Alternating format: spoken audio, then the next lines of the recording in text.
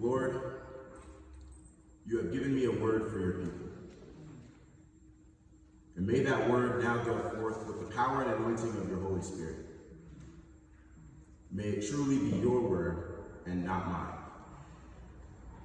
And may these spoken words bear witness to your living word. Amen. Amen. Pastor Chris tells me that you've spent the past few weeks studying the book of Acts. And so I'm sure at this point that you've heard some of the incredible beginnings of the church in this book. The book of Acts has sort of served as a model for how the church is supposed to function and to operate throughout history. And part of that is because of its incredible, almost miraculous growth. I mean, if you think back to the day of Pentecost, Peter stands up, preaches one sermon, and immediately 3,000 people are added to the church. Honestly, this is like every preacher's dream, right? And then we fast forward to Acts chapter 2, where there's a description of how the church operates in its day-to-day life. And it's interesting to note that not only does Luke make mention of their sharing everything in common, but also that people are added to their number daily. Every single day, the church is growing. I think we'd all agree, growth, church growth, it's a good thing. We want the church to grow. But I think before we celebrate this explosive growth, we need to ask ourselves a critical question. What happens when churches get big? And our text this morning gives us one answer that is not very encouraging. Our text tells us that when churches get big, people get forgotten. The beginning is quite simple. The text says, "Now during those days when the disciples were increasing in number, the Hellenists complained against the Hebrews because their widows were being neglected in the daily distribution of food." Now I read this as classic Luke understatement. Kind of reminds me of, when you pass someone on the street and you ask someone, how's your day? And they say, oh, it's great. How are you? Oh, I'm blessed and highly favored. Even when things are hard, Luke tends to understate the problem. So we have this statement, now during those days. Luke characterizes these days as the days when the disciples were increasing in number. But what else is happening during those days? There's been constant opposition from the religious leaders of Jerusalem. You have the arrest and public flogging of Peter and John. And we even have the horrific, truly horrific death of Ananias and Sapphira, which happened just a few days before this story. So that's what's going on during those days when the disciples were increasing in number. But then we also have the statement of the specific problem. It says that the Hellenists complained against the Hebrews because their widows were being neglected in the daily distribution of food. Sounds like a simple problem with a simple solution. And yet we know that the problem is not that simple. Because anyone who has ever done the work of waiting on tables, that is ensuring that people have everything they need to survive, that work is not easy. It's never just taking a plate of food to someone's home. It's ensuring that their mental health is where it needs to be. That they have supportive relationships that can encourage them when things get hard. That they can make their doctor visits and pay their medical bills, pay for their kids to go to school and have clean clothes and new shoes. Waiting on tables is never just waiting on tables.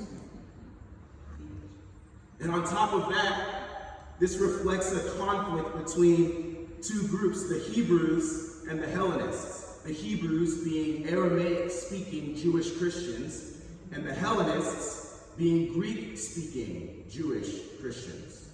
The Hebrews were the majority. The Hellenists, the minority. We don't have to look that far in our own experience to know that sometimes the majority can overlook the needs of the minority. Or perhaps exploit the minority to fulfill its own needs. And there's also the specific vulnerability of widows in this text. Widows are not like any other group of people in the ancient world. Because they've lost the man who provides for them, they are positioned in a unique space of vulnerability. And the church has taken it upon itself to provide for these widows, which is an important thing for Luke. If you look across Luke, Acts being the companion, kind of the sequel to the book of Luke, you see that widows often appear in both books as people who uniquely witness and experience the mercy of God. So we have the example of Jesus seeing a widow giving 2 copper coins in the temple and says that she is superior to all those other who have given. Or the parable of the widow who petitions an unjust judge as an example of how we should all petition the Lord. And so these widows who are uniquely vulnerable but also uniquely capable of seeing and witnessing to the mercy of God are being neglected, and the community is suffering as a result. These are big problems. And so if the problems and the tensions run that deep, if they're that complex, why didn't the apostles see the problem before it escalated? Why did it take the Hellenists complaining to the Hebrews for the apostles to do something about it? Well, the answer is right in verse 2. The apostles say, "It is not right that we should neglect the word of God in order to wait on tables." The apostles were focused on preaching the gospel. After the day of Pentecost, when Peter preaches his sermon, the apostles just kind of go on like a grand tour.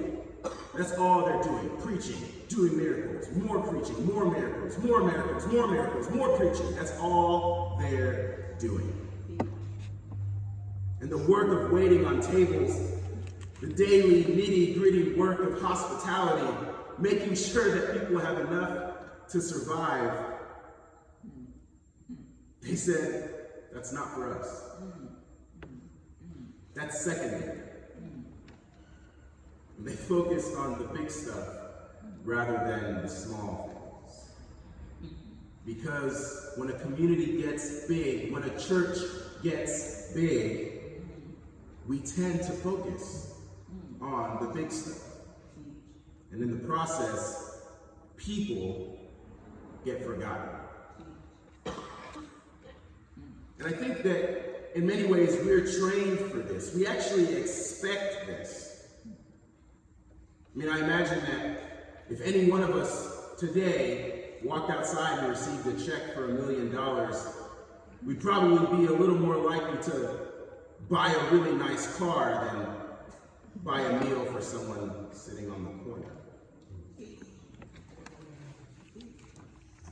Or it's reflected when, in movies or even in our own life, when someone makes it big, signs the record deal, is discovered, lands that professional contract, their friends say something like, "Don't forget the little people. Don't forget us."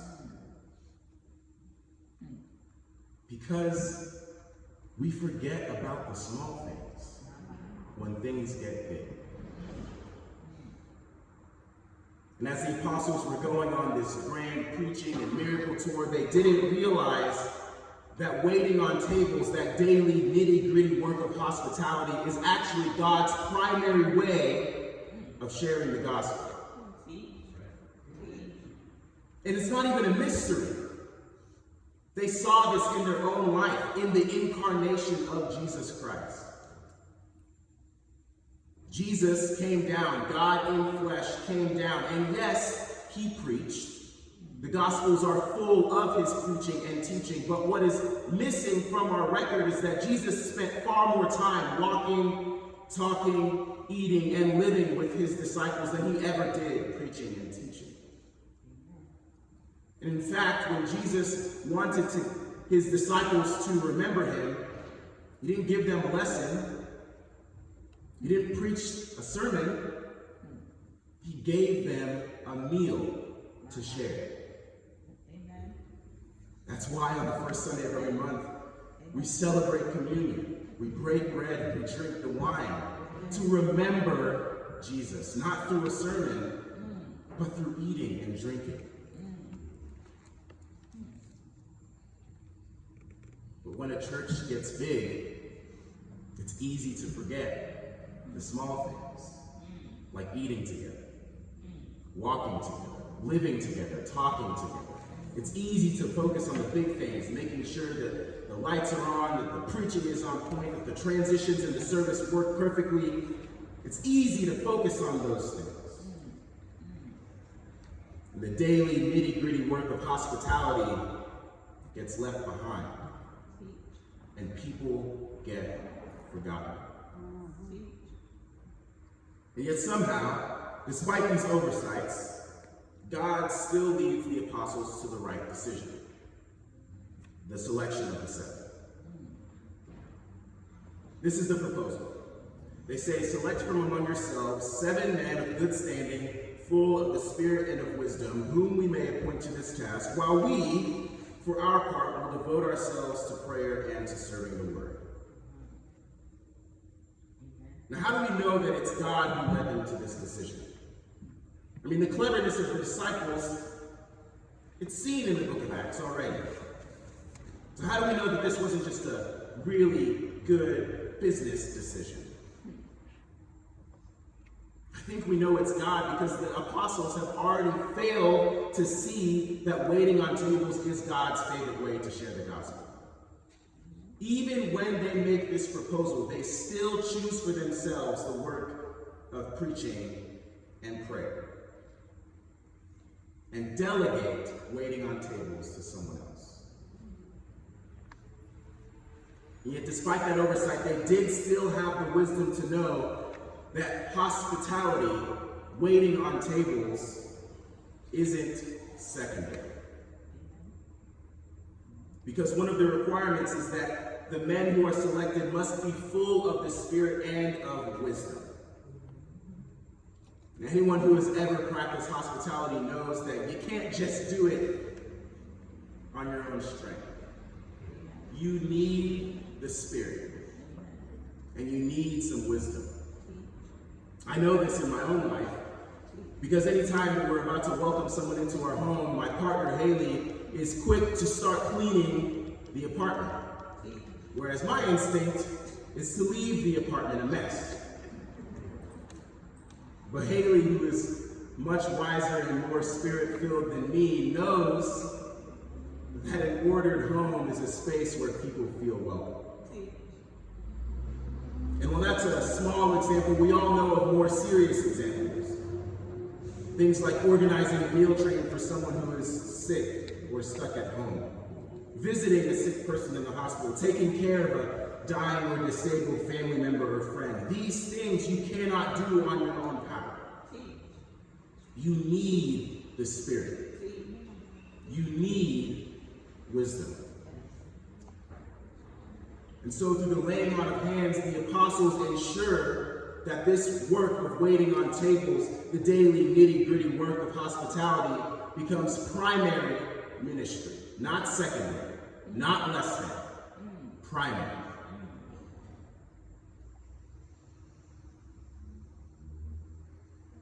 And yet here I still have one more question. Do any of these men actually do the work to which they are appointed? I mean, let's run through the list. Stephen, a man full of the Spirit, and wisdom, the next time we see him, he's not waiting on tables. He's preaching one of the longest sermons in the book of Acts. What about Philip? Next person on the list, full of spirit and wisdom. What's he doing the next time we see him? He's not waiting on tables. He's preaching to the Ethiopian eunuch. The rest, Procurus, Nicanor, Timon, and all the others, we don't even hear from them again. They're never mentioned again in the book of Acts. And so if waiting on tables, if the daily nitty-gritty work of hospitality has become official primary ministry, who's doing the work? The answer is unordained, unappointed women. It's women like Tabitha, a woman full of the Spirit and wisdom, who we learn in Acts chapter 9 makes clothing and tunics for the widows in her community. It's women like Mary, a woman full of the Spirit and of wisdom, who in Acts chapter 12 welcomes Peter into her home after he has fled from prison. It's women like Lydia, a woman full of the Spirit and of wisdom, who in Acts chapter 16 prevails on Paul to come and stay in her home. And so at the beginning of our time, we said that when a church gets big, people get forgotten. But it is the stories of these women, that encourage me to say that when a church gets big, it is the Spirit-driven, wisdom-filled hospitality of ordinary men and women who ensure that no one is ever forgotten. See, Tabitha's clothing and tunics become a source of comfort and stability when she passes away. Mary holds a prayer vigil in her home and then welcomes Peter into a place of safety and security as he flees Herod's guards. Lydia's home becomes a place where not only Paul is encouraged, but every believer in her city is encouraged. Spirit-filled, wisdom-filled hospitality of ordinary, unordained women and men. That's what ensures that no one is ever forgotten. And now Luke ties a nice bow on his story. He says that the word of God continued to spread, the number of the disciples increased greatly in Jerusalem, and a great many of the priests became obedient to the faith. And they all lived happily ever after. But the story of this community, of New Spirit Community Church, there's no bow on the end of this story. Your story is still being written. And I'm sure you're well aware that this community is on the verge of an expansion. Maybe not one like the book of Acts where 3,000 people show up on one day. But in a few short months, these pews will be a lot more full than they are right now. A merger means expansion. A merger means we have to ask, what happens when a church gets big? And now one answer is that people get forgotten. One answer is that you will be forgotten. That the small things,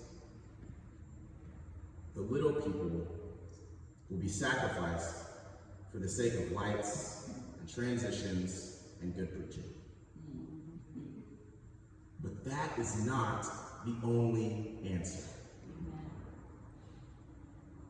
Because the stories of Tabitha and Mary and Lydia and the unnamed women and men who do the daily nitty-gritty work of hospitality remind me that when a church gets big, the Spirit-driven, wisdom-filled hospitality of unordained, unappointed men and women ensures that no one is ever forgotten.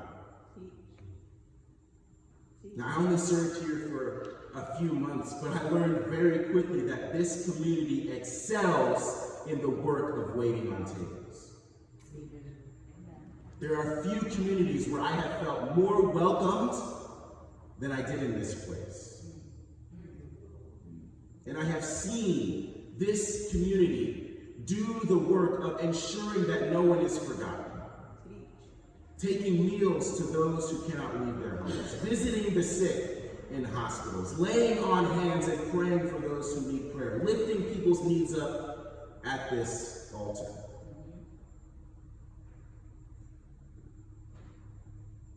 And so my encouragement for you, as you stand on the edge of this church getting big, is simply this. Keep waiting on tables. Amen.